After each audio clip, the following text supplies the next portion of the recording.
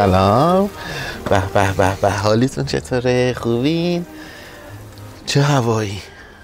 اصلا آفتابی بهاری. البته بازم ما هفته بعد برف داریم دوباره و خب چند روز پیشم یه برف همه جای گیلان، یه برف خیلی جدی و پشت سر گذاشت و جالبه به ما فقط یه ذره یه بادی زد، یه کوچولو ریخت و سفید کرد، صبح تا عصری هم همش رفت.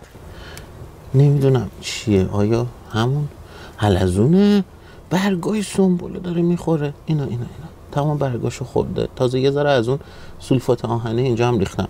این ور نگاه کن، نرگسا رو قشنگ خورده، قطع کرده انداخته. اینا هم همینجا آویزون و نمیدونم چیه واقعا. حلزونه یعنی این تو چی کار میکنه؟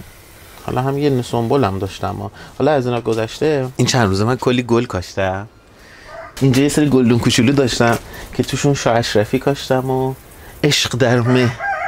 این عشق در مه خیلی گل خوشگلیه، من خیلی دوستش دارم. روشون پلاستیک میکشم، یه دونه پلاستیک میذارم رو کلشون اینجوری، با اینکه این تو گلخونه است ولی یه فضای گلخانه‌ای دیگه براش ایجاد میکنم. این شکلی قشنگ. وای بچه‌ها، اینم دیدین؟ خیلی زوده براش، هوا خوبه، گلش در اومده. گل فراموشم مکنه. خیلی قشنگ نیست؟ زیباست، واقعا زیباست. آره، خلاصه شروع کرده از خودش زیبایی بروز دادن. این جوانه های زیبا رو ببینی؟ اینا جوانه های گل 100 تومنیه. وای خدایا. این دورش هم پوکه معدنی ریختم روی خاک که مقدار رطوبت رو حفظ کنه. بچه‌ها اینم ببینید، این پشن فروته و گاهی داستان گیاها برای من از این بابت زیباست که این پشن فروت قشنگ، در حالی که من میتونستم نهالش رو بخرم، خیلی کار اینطوری بکنم، اما این برام ارزشمندتره، حتی با اینکه نمیدونم آیا واقعا بار میده نمیده و اینا. مثلا سال قبل یادمه خونه همسایه‌مون بودیم، با هم گپ و گفتی میکردیم و یه پشن فروتی یهو اون بین اومد و دست به دست و که این خیلی خوشمزه است، نژادش چیه و اینا داشتیم راجع به این که چقدر خوشمزه است و این حتما نژادش متفاوت از ایناییه که ما معمول گاهی هم اینجا گرفتیم، طعمش خیلی ساده تر از اون بود. من یهو گفتم که خب بیا این نصفشو نخوریم، نصفو من ببرم بکارم. مثلا بعد صحبت اینجوری بودش که مثلا میشه مگه در میاد واقعا؟ ما رو توش میکنیم در اومد و اون صحبت اینجا کات بکنین، تموم شد. من اون نصف میوه رو پیچیدم لای یه دستمال کاغذی آوردم و کاشتم و خیلی شانسی الان 1 سال از اون دوران میگذره. قشنگیش هم برای من همینه، یعنی هنوزم با دوستم صحبت نکردم راجبش، ولی اون نصف میوه تبدیل شده به 1 2 3 4 و 5 تا نهال فسقلی پشن فروت که دیگه امسال سال دومشه و داره برگای اصلیش رو میزنه و بعد منتقل شه توی زمین و قراره بره بزرگ شو و جوندار شو و من به زودی قراره که این ریشه ها رو تقسیم کنم، 2 تا رو بردارم ببرم هدیه برای اون، بگم یادت پارسال اون پشن فروته. نمیدونم، برای من خیلی قشنگه. این بچه رو میبینی آب مثل که بیشتر از اینا میخواد. لس شده به قول گیلکا. لس یعنی شل شده، شل. خب بریم. کجا بریم؟ بچه هوا خیلی خوبه و اونقدر هوا بهاریه که من واقعا دلم میخواد که یه ذره راه برم. بریم یه ذره پیاده روی و بریم دریا. خیلی وقتم هست دریا نرفتم. من پارسال، یعنی قبل از زمستون، برنامه روتین روزانم دویدن تو دریا بود و راجبش هم فکر کنم صحبت کرده بودم که با چه شوقی میرم، چقدر کیف میده اینا. چقدر باورهای آدم گاهی ساده لوحانه است. با خودت میگی که هوا خنک شه، عجب کیفی بده، به خاطر اینکه تابستون سخت بود، گرم بود و من همه شوقی اینو داشتم که هوا خنک شه و تو خنکی. ولی وقتی هوا سرد شد فهمیدم که کنار ساحل وحشتناکه، باد وحشتناک شما رو میبره، اونجوری نیست. پس منتفی شد و منتفی شدن همانا تأثیراتش بر فیزیک من همان یکیش همون دیگه. به هر حال بی ارتباط نیست شما میزان کالری که در روز میسوزونید دیگه. خلاصه گفتم تا 5:30. الان ساعت چنده؟ 4:21. تا 5:30 هوا نسبتاً روشنه. شکارم با خودمون ببریم. البته شوکا رو بردن تبصره هایی داره. یکیش این که باید با قلاده ببریمش، چون باید یه تیکه از خیابون رد شیم و کنترلش سخته که ایرادی نداره، میبریم دیگه. امیدوارم اونجا هم شلوغ نباشه، چون اگه شلوغ باشه کلا شوکا کوف میکنه برای آدم، یک سر دنبال آدما میدوه. حالا بریم ببینیم چی میشه.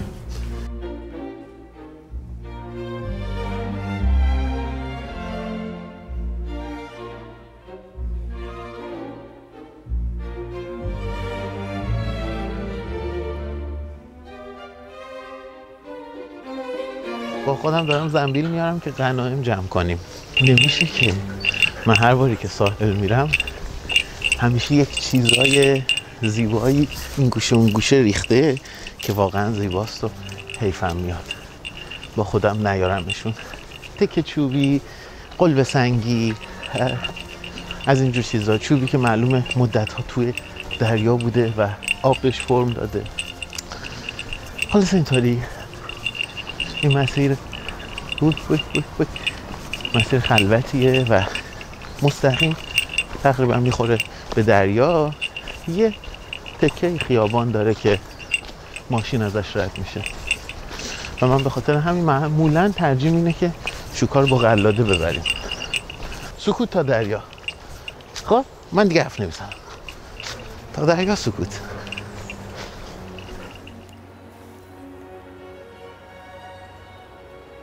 انگشتای زرچوبه‌ای یه آشپز سبز شده.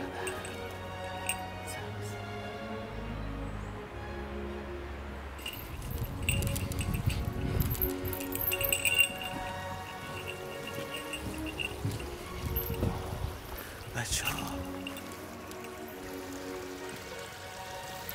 سیکلامن وحشی. آخه حتی اگر یک بار شمال اومده باشین توی یه همچین فصلی و این گل رو بو کرده باشین، میدونین که چقدر تداعی کننده بهاره. به به به به به به، کل حاشیه جاده پره. این بچه رو میبینین؟ اینم یکی از خانواده پالمه، یه جور پالمه که اینم خیلی زیباست. اینقدر دیگه اینجا به وفوره میبینین همه جا برای خودش در اومده، ولی این سیکلامنا همه جا هستن. قارچای روی اون چوب ببینین چقدر خوشگله. انتها پر از گله. ببخشید میخواستم حرف نزنم، نمیشه اصلا وقتی میبینم مثلا یه سرخس زیبا اونجا میبینم اصلا یک جوری حالی بی حالی میشم. وای وای. مثلا اینجا رو ببینین، اگر اشتباه نکنم اینا باید سوسن باران باشن، اگر اشتباه نکنم، ولی خیلی زیباست. پره اینجا پره. چقدر معلومه نمیدونم، ولی اونجوری که من میبینم پره این سیکلامن است.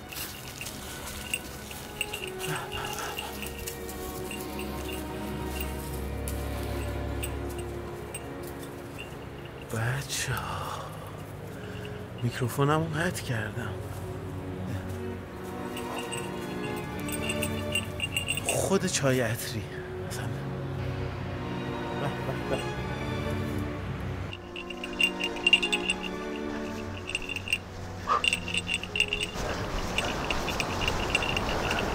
شوکا جون، دریا.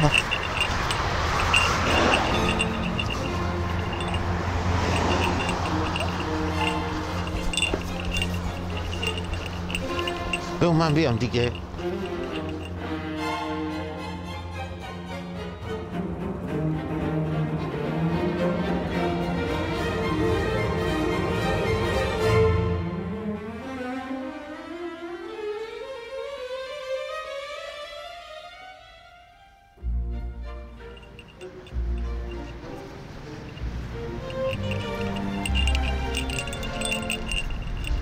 بچه‌ها ما رسیدیم به دریا.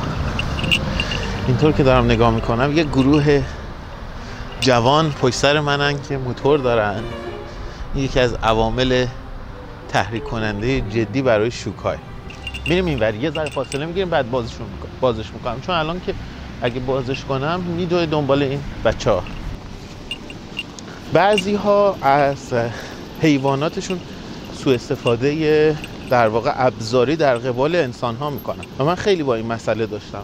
آدمایی که از سگشون استفاده میکردن در اون موقعیت ها آدمای دیگر رو بترسونن، حتی با واکنش نشون ندادن. یعنی من مسئله دارم همیشه با اینکه در یک فضاهای عمومی با سگ باز، یعنی سگ رو باز رفت آمد کنین و حتی به هر شکلی اون سگ حتی اگر میونه خوبی هم با آدما داشته باشه ولی اون آدما بترسن، تروماهای شخصی داشته باشن.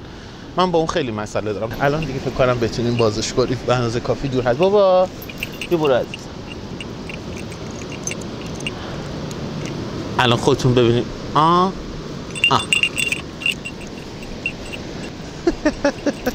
البته میاد اونجوری هم نیست، ولی خب دیگه شما میتونین اون دسته مرغابی ها رو ببینین یا زیاد مشخص نیست. زمین چقدر کثیفه، واقعا احساس شرمندگی بهم دست میده. یه جوریه که هر چقدر تمیز میکنیم تمومی نداره. یعنی اگر امروز هم بیام پلاستیک اینجا رو تمیز کنیم تمومی نداره و فردا دوباره همینه. با اینکه من یک چوب کبریت توی این طبیعت نمیندازم، ولی وقتی دوربین اینا رو میگیره و سمتش میره شرمندم. نمیدونم چرا، یک احساس عمیق شرمندگی دارم. تا ابدم جمع کنم شرمندم، نه برای اینکه خودم کرده باشم، شاید بیشتر برای اینکه گونه من این کار رو میکنه، یعنی اون مدلی شرمندم. هم ساخته گونه انسانی این پلاستیکا، هم از سمتی خودش دوباره آلوده کننده طبیعت هم هست. اصلا دیگه واقعا نمیدونم چی بگم. خب بچه‌ها، من چیزایی که معمولا از اینجا جمع میکنم و برام خیلی جالبه که اینها ساقه های درختایی هستند و شاخه های درختایی هستند که مدت ها توی آب موندن و حسابی تغییر ماهیت داده. این دیگه یه چوب خیلی شکننده نیست، بعضا محکم هم هست. اینا خیلی زیبان. من گاهی از اینا جمع میکنم، به عنوان قیم گل و گیاهام استفاده میکنم. اما از سمت دیگه گاهی یه چیزای خیلی ریزی مثل این که به نظرم واقعا خودش به شکل طبیعی اثر هنریه، خیلی زیباست به نظرم. آب سرده، منتظر براش چوب بندازم تو آب، ولی آب سرده. میندازم همین حاشیه در حدی که پاش خیس بشه فقط.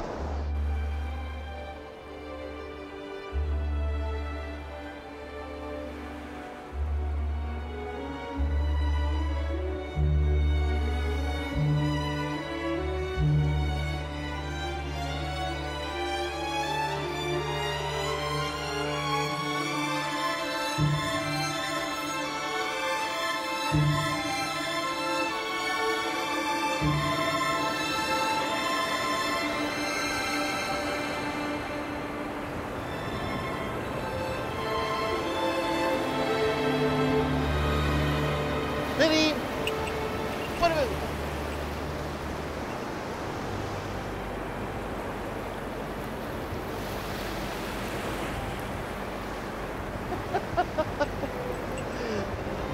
چه آب تنی میکنه. حالا با چوبش غنایمی که از من به دست آورده داره جلو میده و حاضرم نیست بهم پسش بده.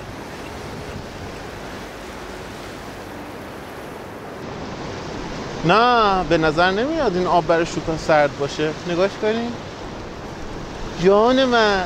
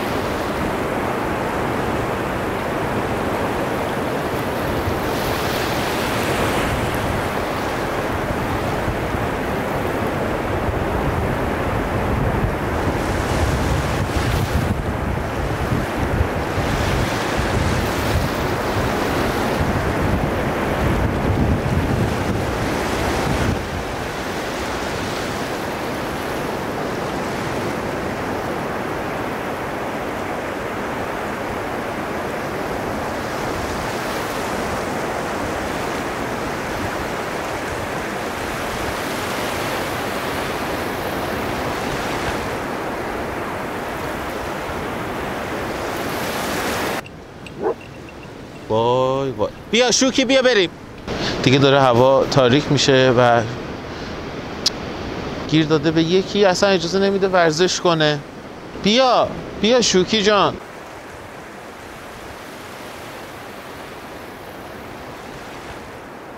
زیبا رو میبینین؟ چوچاقه.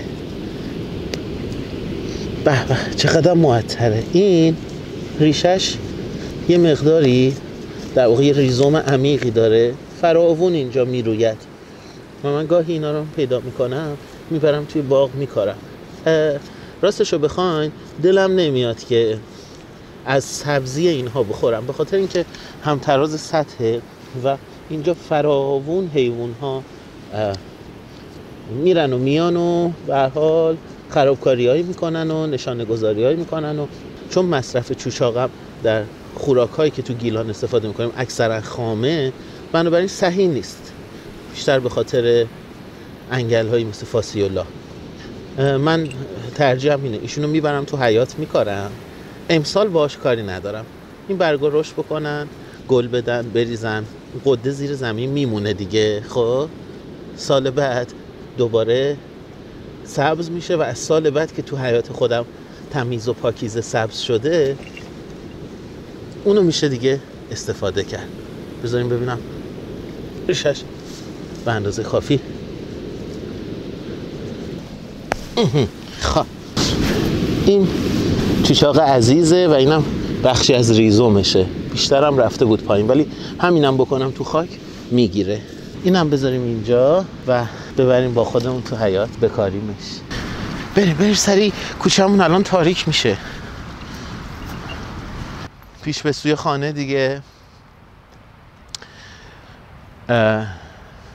یک وسط هفته خیلی آرومی بود امروز. خورشیدم دیگه غروب کرده.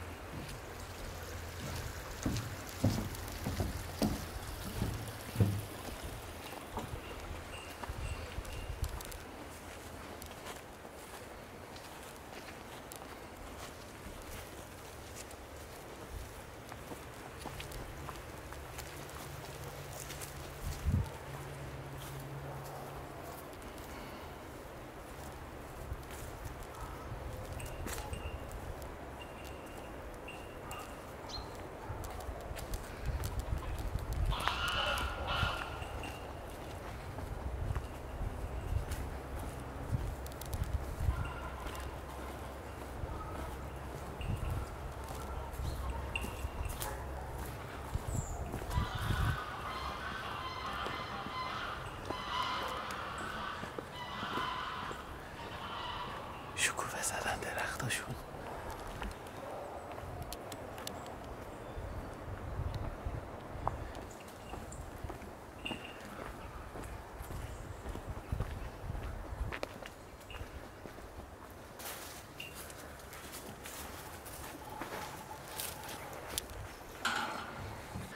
نشستم منتظرم درشونو ببند. آخه احساس سبکی میکنم. ما 1 ساعت و 53 دقیقه و 5.5 کیلومتر پیاده روی کردیم. زیاد نیست، کم هم نیست.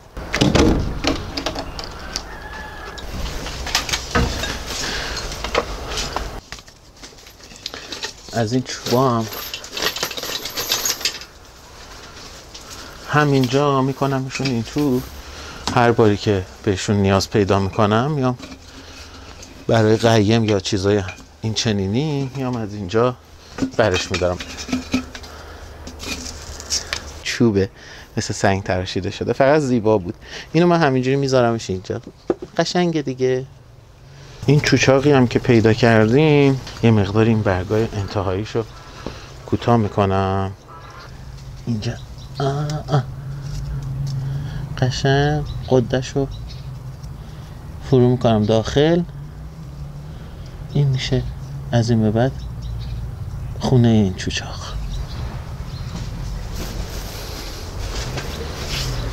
ببینم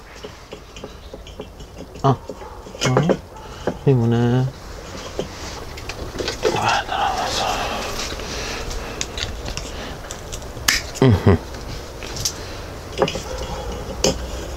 آره اصلا نمیدونم چی هست، ولی خب همین که نمیدونم جالبه. چرا ما باید بدونیم؟ من واقعا اینم نمیدونم که چرا باید همه چی رو بدونیم. نمیدونم چی هست دیگه، همینی که هست جالبه. این شاخه‌های زیبارم آوردم، یه عالمه ریزه میزم اون انتهای بچه ها که اونو بعدا میریم بهتون نشون میدم دیگه. همین دیگه، اون ریزه میزه هم باید در بیارم.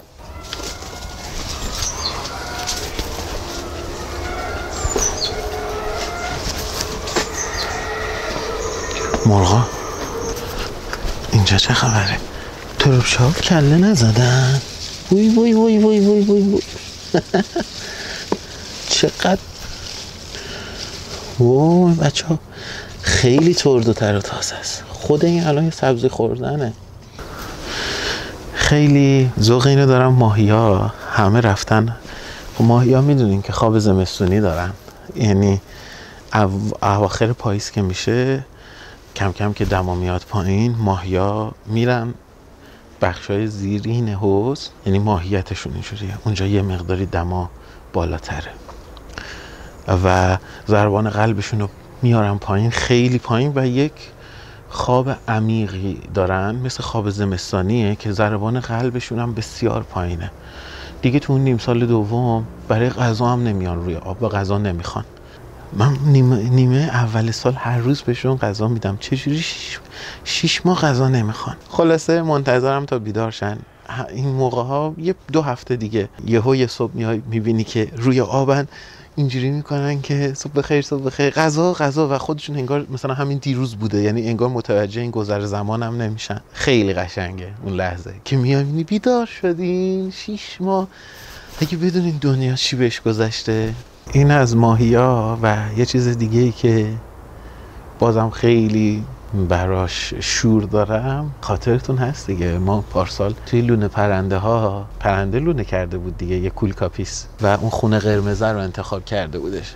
چقدر ما ذوق داشتیم، خیلی که انقدر من قربون صدقه این بچه رفتم باورتون نمیشه. جوجه ها از تخم در میان، بعد اونا هم بالغ میشن دیگه، هم مامان بابا میرن هم جوجه ها میرن دیگه، خونه خالی میشه تا سال بعد. من خیلی اینجوریام که آیا امسالم یکی از این خونه ها توسط یه پرنده انتخاب میشه، یا یعنی انقدر شور دارم که یه حس زندگی میده. و اگه به نظرم الان برای من اینجوری شده اگه امسال اینا متروک بمونن یه حس خلأ میکنم، و واقعا دوست دارم که یکیشون هم حتی شده، حالا اگر بیشتر بشه که فضا هست، قربونتون، همش مال شما. و این چند روزه از پنجره بالا گاهی نگاه میکنم میبینم که همون کولکاپیس پتر سوخته ها، یعنی از همون نژاد پرنده، میان سرک میکشن، میری تو این لونه، میری تو اون لونه، یه نگاهی میکنه و میگه نه خانم نه خوابش کوچیکه. خیلی این مدلیه، یعنی مثلا یه نگاهی میدونم زیر بنا کمه. حالا خیلی امیدوارم که بیان و امسالم بیاد و پرنده توش لونه کنه دیگه. خلاصه از همه اینا بگذاریم، من از آقای مهربان خواستم که یه چوبی برای ما چیز کنه، دوباره چوب بگیرم و میخوام که یه تعداد دیگه هم امسال درست کنم، حتی قبل از اینکه زیاد دیر بشه. احساس میکنم به ستونای دیگه هم میتونم وصل بکنم، اصلا چه بهتر بیان، و حتی به این فکر کنم یه سری ظرف غذا هم براشون درست بکنم. فکر کردم که شاید اینم یه ویدیو ازش بگیریم برای هفته‌های آینده قبل از اینکه بهار باشه. احتمالا من یه ویدیو میخوام بگیرم که با هم لونه پرنده درست بکنیم و امیدوارم امسالم توشون خونه کنن. من میخوام که این هاستلمو بزرگتر کنم، احتمال پذیرششون هم بیشتر بشه. آره بریم غروب شده به بقیه کارامون برسیم. خیلی خوب بریم. دختر چی کار میکنی؟ بیا دیگه. بریم بالا. بیا دخترم. عجب روزی بود. به به به به.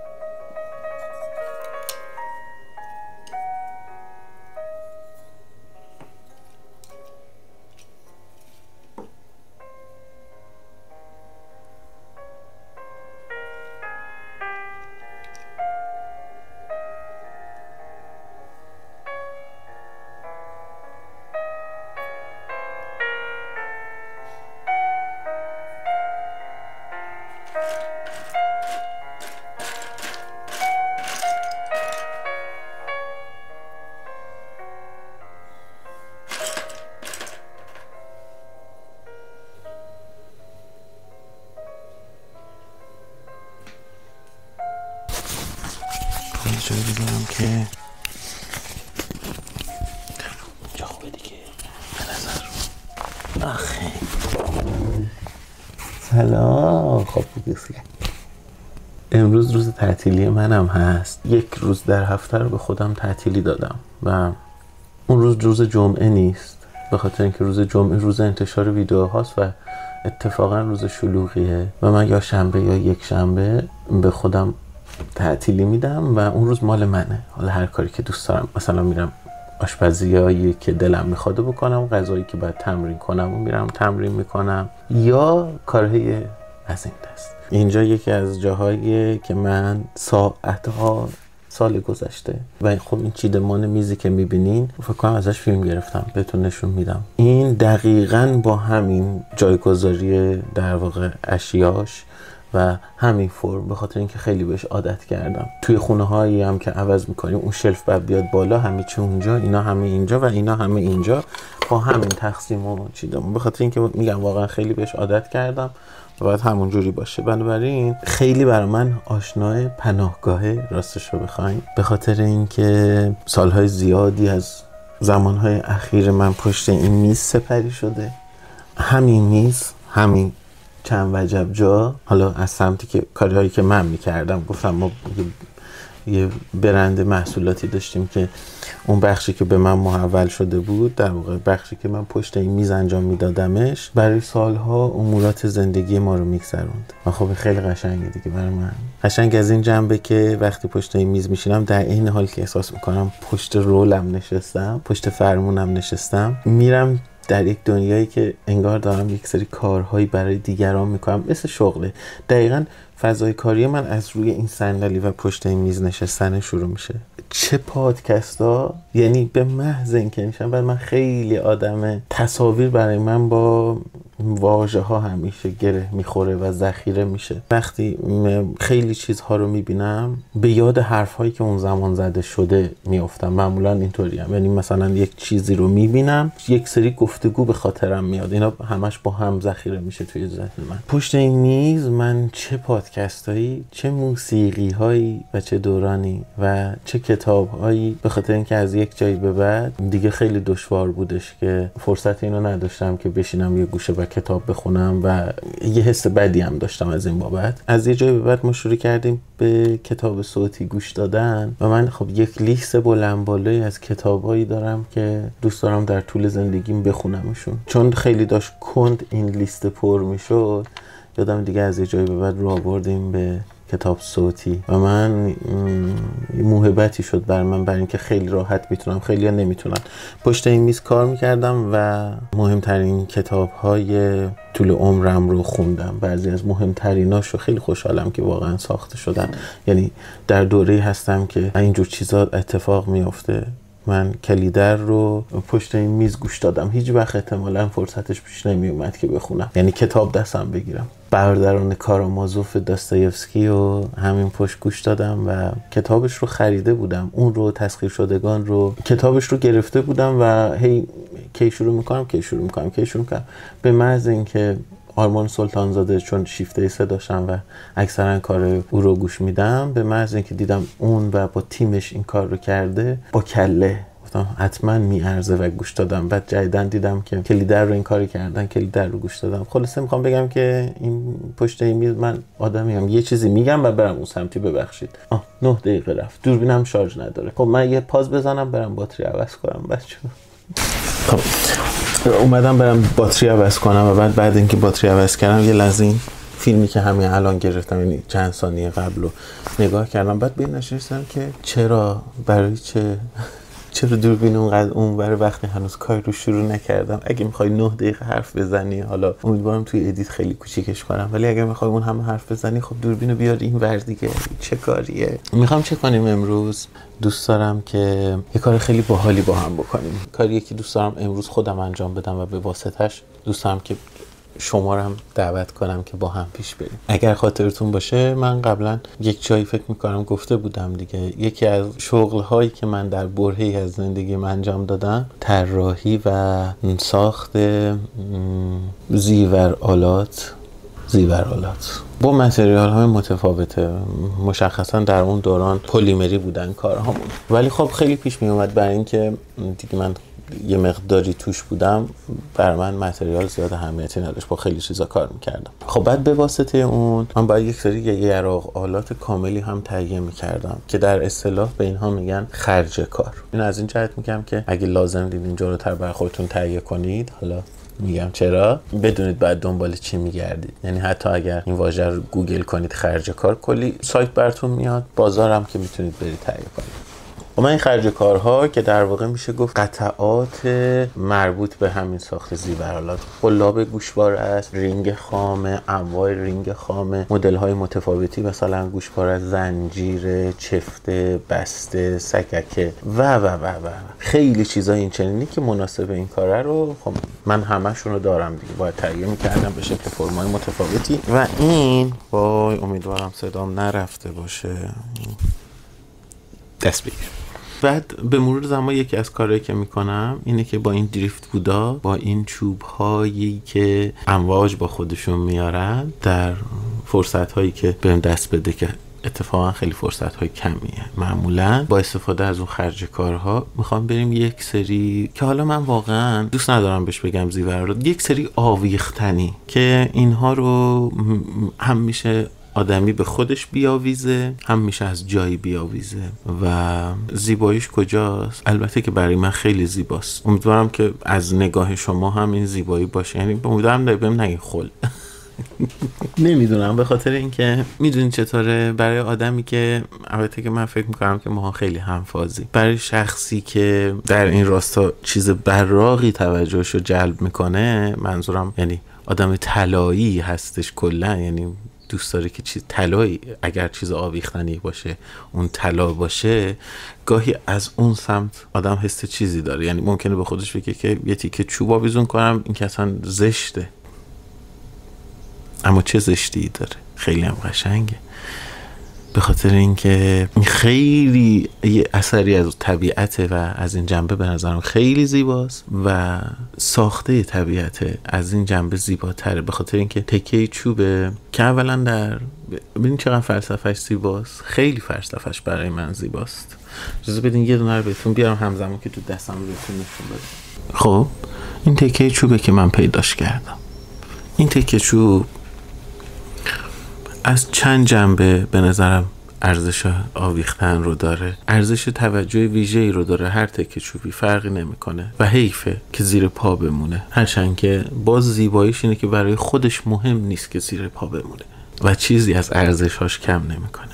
از اونجایی که جهان هستی هیچ چیزی درش که از بین نمیره و هیچ وقت تمام نمیشه، بنابراین ممکنه ما و سیاره ما حاصل برخورد دو سیاره دیگر در چند صد سال نوری پیش بوده باشیم که هستیم و ذرات ما مثلا حاصل دو دوران زیستی متفاوت باشه، بعد در آینده هم همینطور خود ما بریم و تبدیل به ذره دیگری بشیم، درختی بشیم و بعد میوه‌ای بشیم، خیلی صادقانه بله میوه‌ای بشیم، حیوانی ما رو بخوره، دوباره در مدفوش بیرون بیایم، در رودخانه جاری باران بزنه، در رودخانه جاری بشیم، ماهی ما رو بخوره، ماهی رو خرسی بخوره، خرسی رو مثلا حیوان دیگری شکار کنه، بچرخیم. خود ما غیر از اینه که این تکه چوب یک داستان شگفت اینطوری رو پشت سر گذاشته، قبل از اینکه حتی به گیاهی تبدیل بشه این داستان رو داشته و بعد به این تکه گیاه تبدیل شده و در این دوره زیستی خودش که گیاه بوده،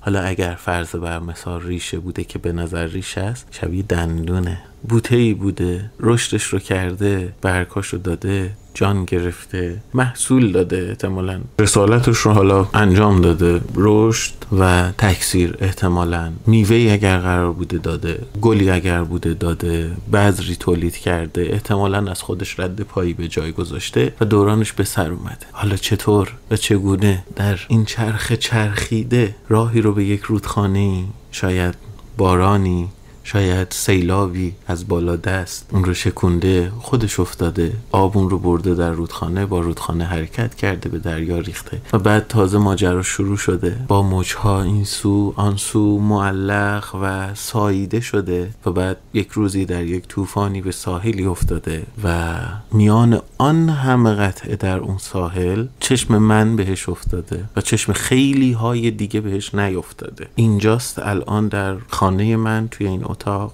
و حالا من یک توجهی بهش دارم. دوستم برم یه ذره از این حرفا بزنم که بگم آیا به نظرتون اینا میتونه اتفاقی باشه؟ بله میتونه اتفاقی هم باشه. اتفاقی است که افتاده دیگه، تازه این بخشی از مسیرشه. دوستای دیگه‌اش، قطعات دیگرش ممکنه الان کود شده باشن، پوسیده شده باشن و بعد دوباره توسط گیاهی جذب شده باشن و دوباره یک چرخه دیگری رو دارن طی می‌کنن. این اینجا شبیه مومیایی مونده و شاید یک مسیر متفاوتی داره. چقدر زیباست، چقدر شبیه همه ما هست. خلاصه این که ادامه مسیرش احتمالا اینه که من یک کاری باش خواهم کرد و ازش یک آویختنی درست میکنم و دوباره سپرده میشه به دست شخص دیگری. مدتی او از خودش آویزان میکنه و بعد احتمالا میشکنه، آسیب میبینه، برای اینکه میراه و این هم از زیباییشه. یک روزی هم دوباره تکهش میفته یک جای، تکه دیگری جای دیگری و ایشون به مسیر خودش ادامه میده. در بخشی از مسیرش من رو ملاقات کرده، کسی که این به دستش میرسه. برای شخص حالا ماها چه جذابیتی داره؟ ما میتونیم به یک دورانی ازش رجوع کنیم، بگیم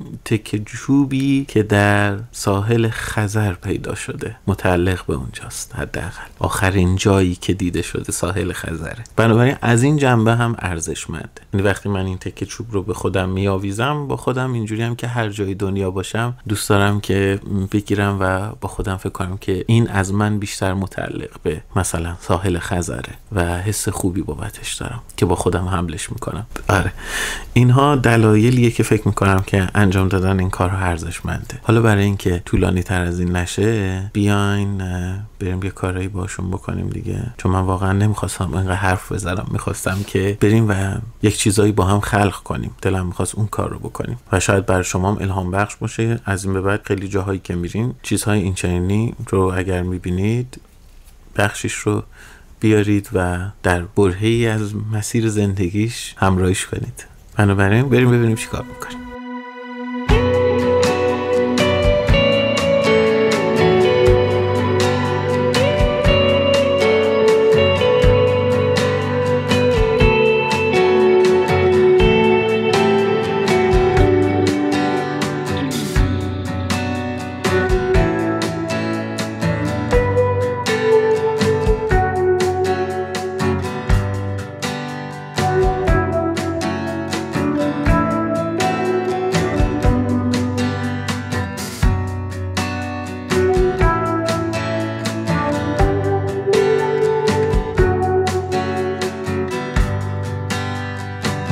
خب بچه من همینجوری دارم ادامه میدم، هی نگاه میکنم و بالا پایین میکنم و پیش میرم.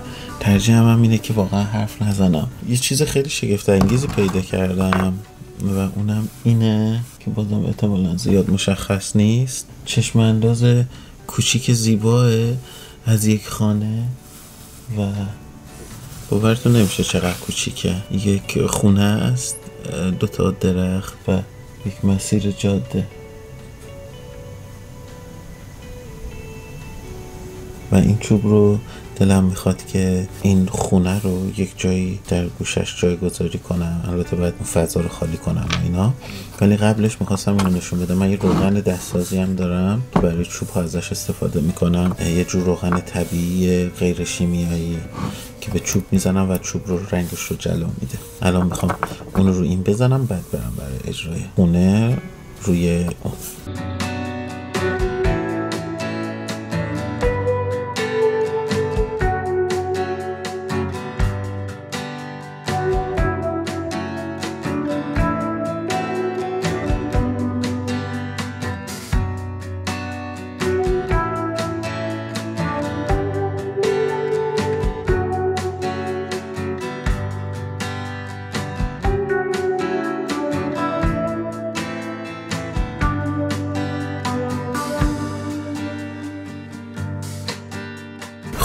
اگه بخوام از هوای بیرون بهتون بگم، باید بگم که در ساعت دقیقاً 4 عصر هوا خیلی تاریک شده و نور داخل کم، البته زیباست و این نور برای کار من کفایت میکنه، اما مطمئن نیستم که برای تصویربرداری توی دوربین چطوره. به هر حال بارون گرفته و کم کم هم داره صدای برخورد قطرات بارون به شیروونیم بلند میشه که خیلی قشنگه.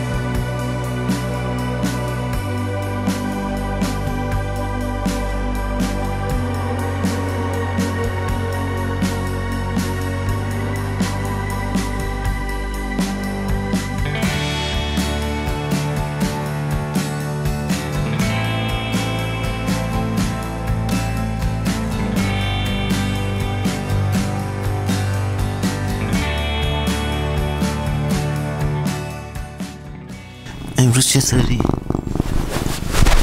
خوب خوابیدی؟ صبح بخیر. خوب خوابیدی؟ آره بابا جونو